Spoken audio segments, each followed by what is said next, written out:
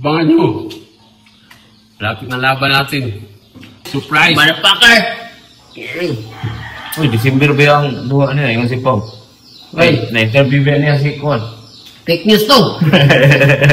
Ampaw! Fake news ka! Pao, ampaw ka Pao. Sa tingin mo ba, ampaw, pag ikaw, pag may ano ka, may, anong tawag doon? May sikreto ka, sasabihin mo yung sikreto mo sa iba? Ano ba? Lapit na laban namin. Handa kayo. Sisigawan na naman yung mga basil. Lapit na laban natin, abangan nyo! Let's coming! Coming! Coming! Oh! Sa letter O!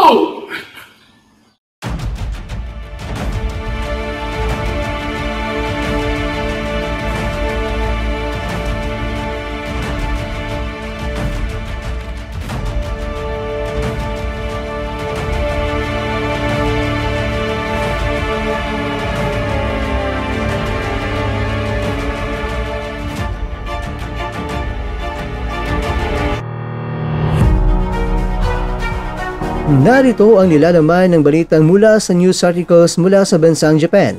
Sa larangan ng boxing, laging nagbibigay ng kasabikan ang bawat balitang naglalatag ng posibilidad ng mga laban na puno ng karangalan, prestiyoso at kontrobersiya. Isa sa mga usaping bumuhay ng imahinasyon ng mga tagahanga, kamakailan lang yung pag-anunsyo ng Kamida Promotions na pinangungunahan ng dating world champion na si Koki Kamida tungkol sa pagsasama ng dalawang kontrobersyal na pangalan sa kanilang promotion, si John Riel Casimero ng Pilipinas at Luis Neri ng bansang Mexico. Ang dalawang ito ay parehong dating kampiyon sa iba't ibang dibisyon at parehong may reputasyon bilang mga tinaguriang pasaway sa mundo ng boxing. Sa kabilang banda, ang posibilidad ng kanilang pagtutuos laban sa mga miyembro ng Kamida family ay nagbibigay ng mas malalim na interes at pananabik. Ayon sa balita, itong si Shingo Waki na dating Oriental and Pacific Boxing Federation champion at kasalukuyang presidente ng Waki Rice Gym ay nagpahayag sa isang YouTube program na mas nais niyang makita ang direktang laban sa pagitan ni Casimero at ni Neri. Ngunit sa parehong pagkakataon, inimungkay rin niya ang posibilidad na harapin ng dalawang bad boy combo ang mga batang mandirigma mula sa pamilyang Kamida. Sinang-ayunan naman ito ni Shohiko Akai, pinuno ng Flair Gym, na nagsabing posibleng magkaroon ng laban gaya ni Neri laban kay Tomoki Koki Kamida at Casimero laban kay Kyunosuke Kamida. Ang ganitong prediksyon ay nagbigay ng ideya na maaring magkaroon ng family versus outsider showdown na tiyak na papatok sa mga tagahanga ng boxing hindi lamang sa Japan kundi maging sa buong mundo. Kung titingnan, may kakaibang timbang ang imahe ng dalawang panig. Si Neri at Casimero ay parehong nagtaglay ng hindi mabilang na talento at karanasan, ngunit kadalasan ay nasasangkot sa mga kontrobersiya na lalong nagpapatingkad sa kanilang reputasyon bilang mga rebelde sa boxing. Sa kabilang banda, ang Kamida family ay simbolo ng tradisyon at pagpupunyagi ng Japanese boxing na bagamat may mga sariling kontrobersiya noong nakaraan ay nananatiling mukha ng disiplina at lokal na pride ng kanilang bansa. Kapag pinagsama sa isang card ang kanilang laban, ito'y magiging sagupaan ng dalawang mundo, ang pasaway laban sa tradisyon, ang rebelde laban sa pamilya at personalidad laban sa kultura. Hindi may kakaila na malaki ang magiging epekto ng mga laban ito kung sakaling may isa katuparan. Una, ito ay magbibigay ng pagkakataon sa mga tagahanga ng boxing na muling makita si Casimero at Neri sa mga laban na may mataas na antas ng atensyon.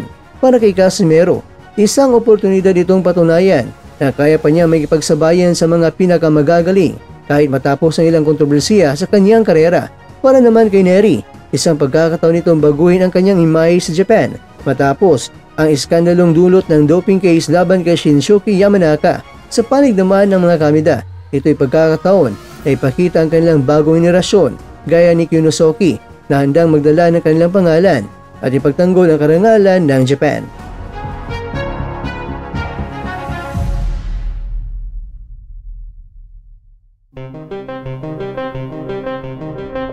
Mga kakwento, ang inasang pagtutuos ng bad boy combo laban sa Kamida family ay hindi lamang isang sports event.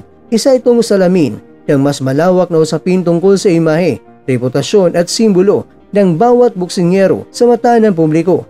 Ito'y labanan ng disiplina at tradisyon laban sa rebelde at kontrobersiya, isang sagupaan na maaring magbago ng direksyon ng kanilang karera at mag-iwan ng marka sa kasaysayan ng boxing. Sa anumang resulta, mananatiling espesyal ang laban na ito sa alaala ng mga tagahanga. Haligit pa sa panalo at talo, ito'y magiging bahagi ng alamat ng dalawang panig syempre at parehong magbigay ng kulay sa mundo ng boxing ng marami.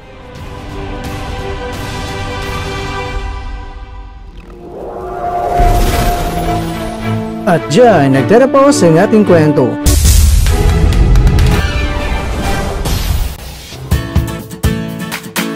Maraming salamat mga kakwento sa inyong panonood. Pero baka naman mga kakwento ay nagustuhan niyo po ang kwento natin ngayon. Baka pwede niyo po akong mabigyan dyan ng like, subscribe at pa-click na rin sa bell button.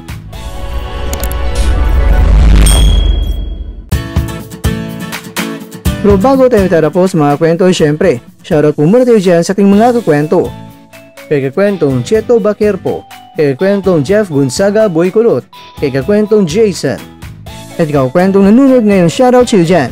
Bueno, dito na po muna ang ating kwentuhan.